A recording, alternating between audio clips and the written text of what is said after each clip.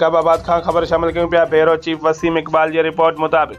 बहरान social forum Jacobabad पारां doctor Jahangir Ali Jamali के बेहतरीन कारकर्दगी ते कुछ ॾींहुं अॻु बहरान सोशल फोरम पारां बरसातनि ऐं ॿोॾि दौरान ज़िले जेकबाबाद ऐं बलूचिस्तान के इलाइक़े कच्चे ऐं ज़िला ओस्ता महमद में मुतासिरनि की मदद करण ऐं मुतासिर इलाइक़नि में वञी तिबी कैंपूं लगाए इलाज जूं सहूलियतूं मुयसर करण ते एवार्ड पिणु ॾिनो वियो। उन सिलसिले में जमाली वेलफेयर एसोसिएशन ज़िला जेकबाबाद पारां अॼु महरान वेलफेयर एसोसिएशन के ऑर्गेनाइज़र एडवोकेट अब्दुल हई सूमरो ऐं डॉक्टर जहांगीर अली जमाली के मान में आजियानो ॾिनो वियो, जंहिंमें जमाली वेलफेयर एसोसिएशन जो ज़िलई ऑर्गेनाइज़र एडवोकेट इमदाद अली जमाली, जनरल सेक्रेटरी बाबू अब्दुल हमीद जमाली ऐं जमाली बिरादरी जा गुलाम यासीन, हाजी खान, गुलाम अली, परवेज़ अहमद, इमदाद अली,